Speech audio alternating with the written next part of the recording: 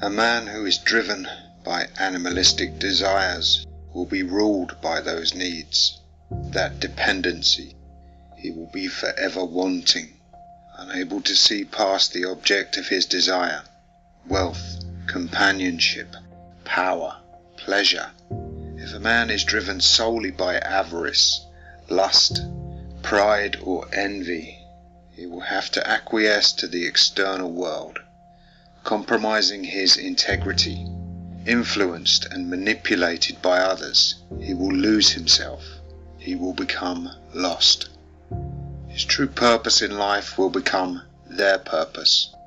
What they can offer, he will need. And so it goes.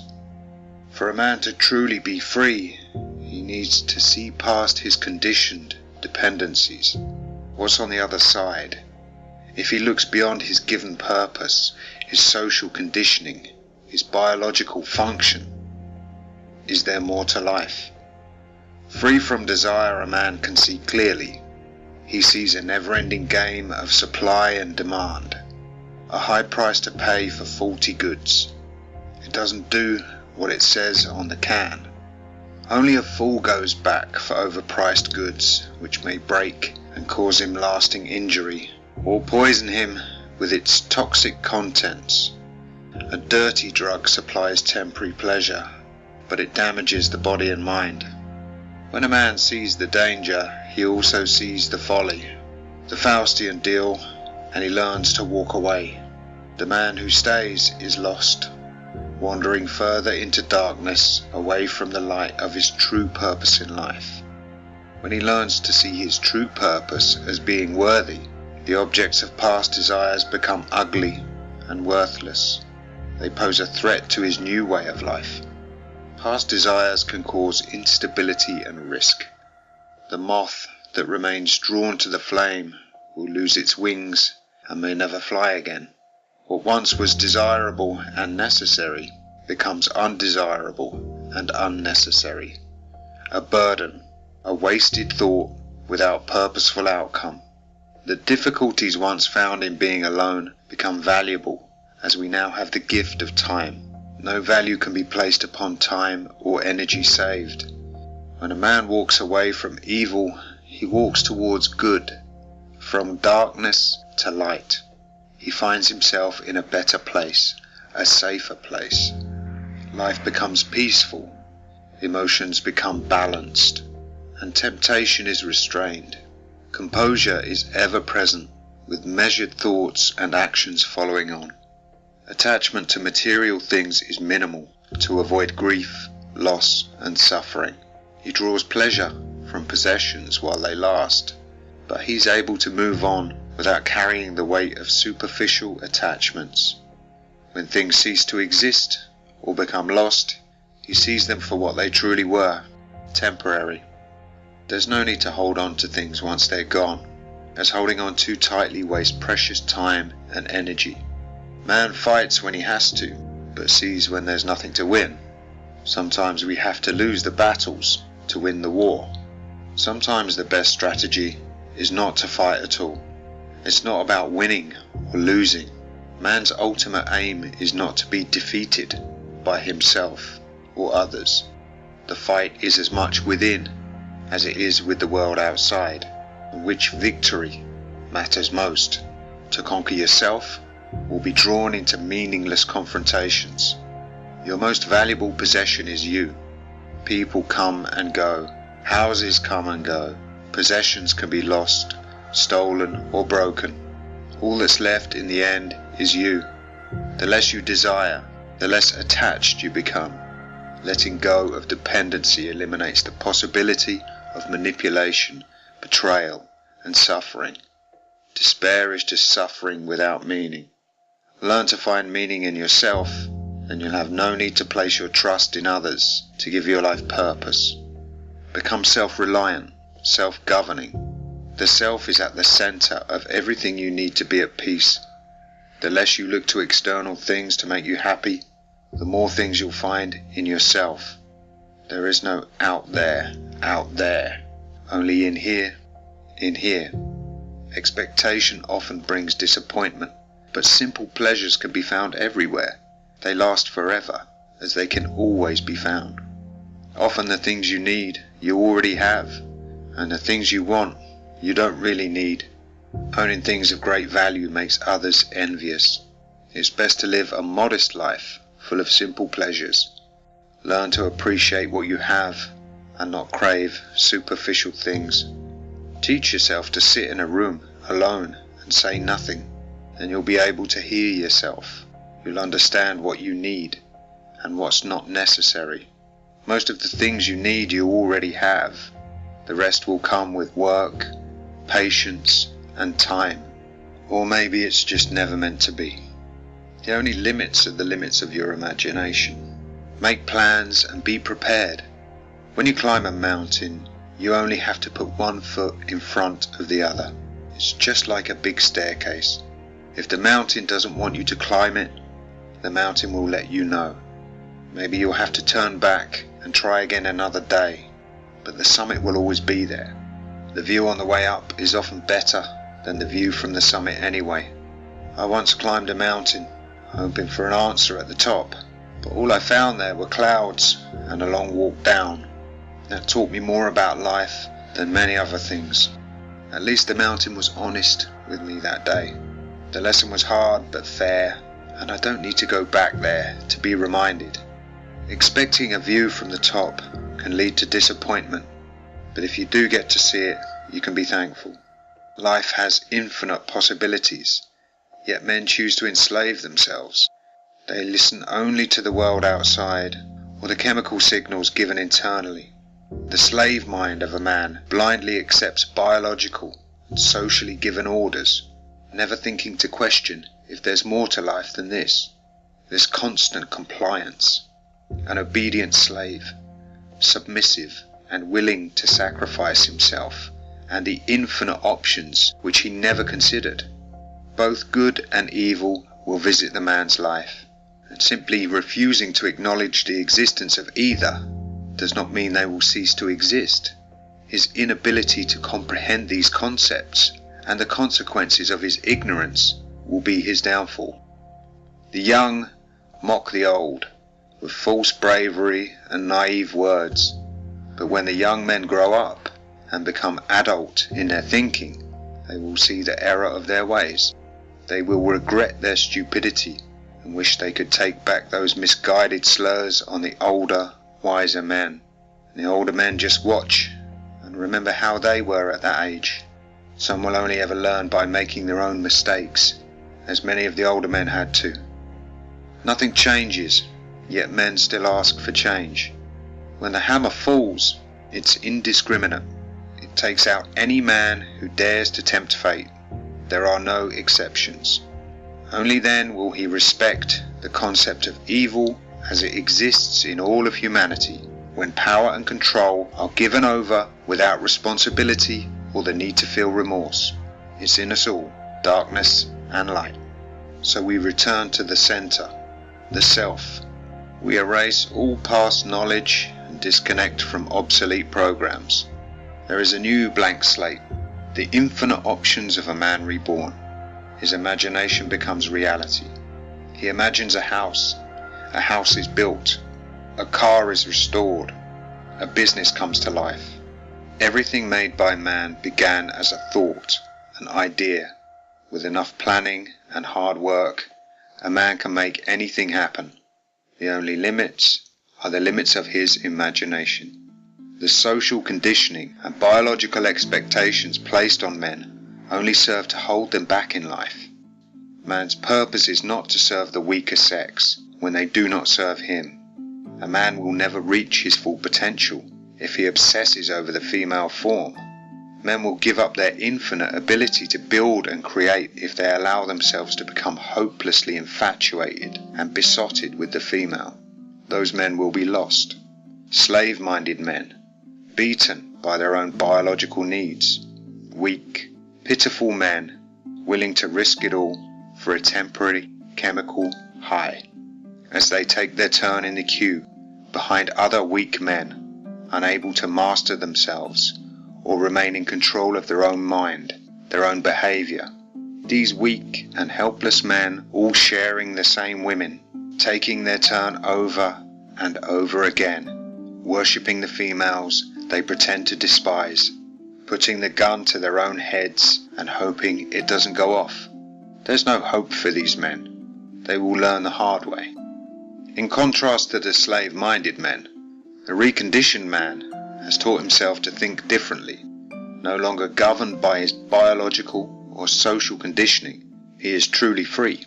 Free of the need for approval from others, unlike the collectivist, who can easily be bought and sold for fear of exclusion from the coterie. The group thinkers are forced to lead or follow accordingly to keep their place in the dominance hierarchy, often stabbing others, their brothers, in the back. The individual is free from all of this if he chooses to be. He keeps his circle small and trusts only those few. He learns to observe his own mind and reflect on every thought. He begins to understand who he is as he answers his own existential questions. He sees himself as the center of his own universe. Without understanding the self, nothing means anything. He no longer does everything for others. He serves himself above everyone else. That's man's true purpose in this life, to serve himself first and live a peaceful life. It takes patience and discipline to overcome boredom and loneliness. How many men are able to wait and resist all temptation until they find peace and tranquility? Those who seek temporary pleasures are ruled by their addictions. The reconditioned man observes the foolish ones and sees himself as he used to be. They serve as a good reminder not to go back. Through these observations, the weak men teach us when to be strong and exercise restraint. They can be useful idiots sometimes, as they remind us just how safe we are compared to them. The purple pills are just a placebo. Love is a chemical. In truth, it's only reserved for close family, friends, and pets.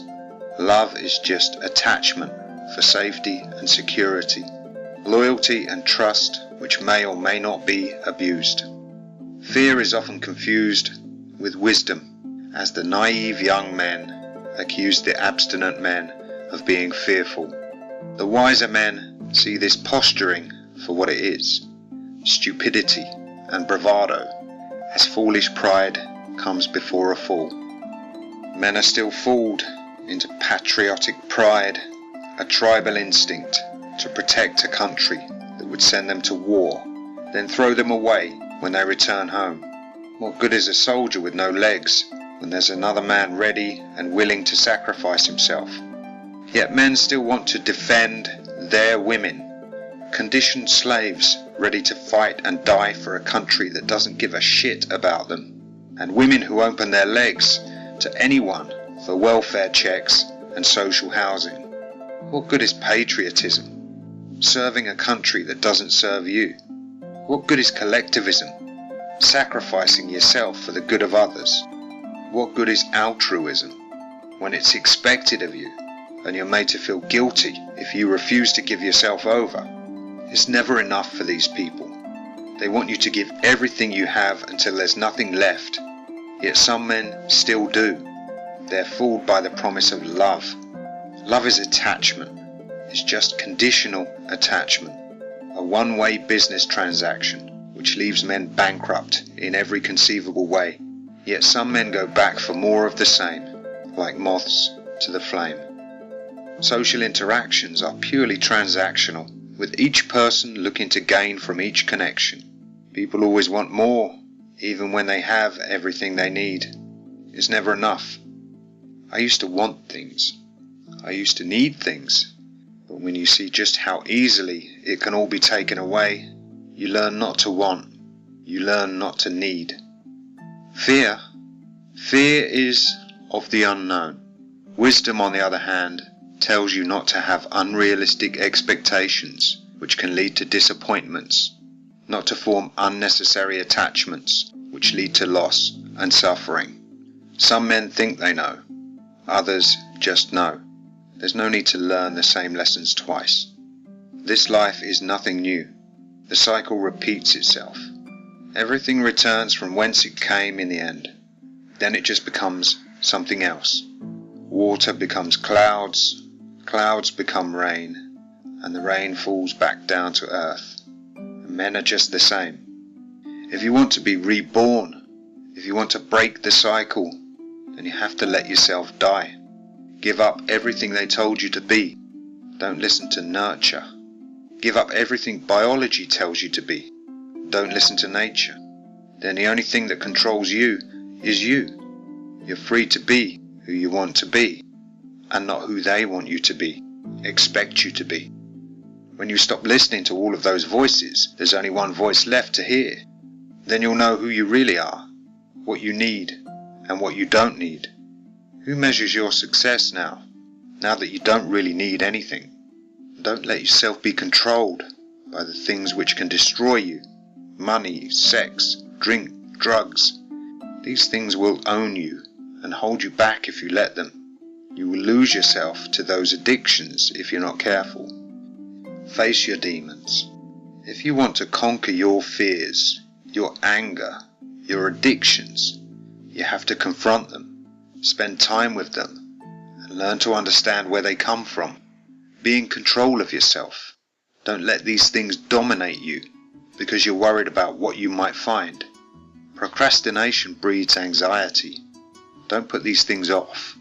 Conquer your worst fears and your darkest memories. Don't be afraid to open those doors in your mind. The good man in you will teach the bad man. The bad man in you seeks to destroy you. He's the devil whispering in your ear. He's Thanatos, trying to send you back to your maker. He's not your friend, but he pretends to be. Nature doesn't serve man. Nurture doesn't serve man. And half of that same man is against him if he gives in to it. Listen to the good man in you and learn to silence the devil. If we stay centered, if we remain true to ourselves, we can learn to live without the external world for the most part. We can sever those connections which only serve to take from us. In isolation, we can win over the social conditioning and master our own minds and behaviors. If we study ourselves, we can overcome anything. If we confront our demons, we can beat them, and the bad dreams will go away. The world will have to learn to accept us the way we choose to be. They will have to bend to our will. When they see that we don't bend or give in, they will learn to leave us be. They have nothing to offer. We don't need their approval. We accept ourselves as we are. If you can endure solitude, nothing can break you. If you can suffer hardships and pain and still remain positive, no one can hurt you. If you can listen to lies and slander, yet remain resolute in your beliefs and convictions, you will be unshakable. You will stand the test of time and never give in. You will always rise from the ashes. Temptations will always be there in our moments of weakness, just like wolves waiting for the campfire to go out. But when we realize that there's more to life than temporary pleasures that can wipe out everything we've worked for, we learn to appreciate the simple things. Desire is temptation in disguise. Remove desire and we're left only with the things we really need. Desire controls men. It catches them off guard in moments of weakness, when they're drunk or high on the smell of perfume. If a man fills his day with positive things, there's no time to think about anything else. He just has better things to do. Chasing women becomes a waste of time. Drinking beer can make him late for work the next day, and his money could be spent on better things. Moderation comes with self-control and discipline, not giving in to temptation. There's always something under the surface, an underlying reason for impulsive behaviors. We choose to act in certain ways without knowing why. The rational mind needs to rule over the limbic system. Logical decisions need to be made over biological impulses. Productive outcomes need to prevail over temporary dopamine highs. Moderation needs to win over recklessness and excess. Wisdom over stupidity. Strength of mind over youthful ignorance. The underlying reasons for our thoughts, words, and actions need to be questioned and understood. Some men will hear the truth and carry on living the lie. Others will hear it and be reborn after killing their old self. The men who give in to temptation will eventually get themselves burned, whilst the men who look inside and ask the right questions will eventually be free and find peace.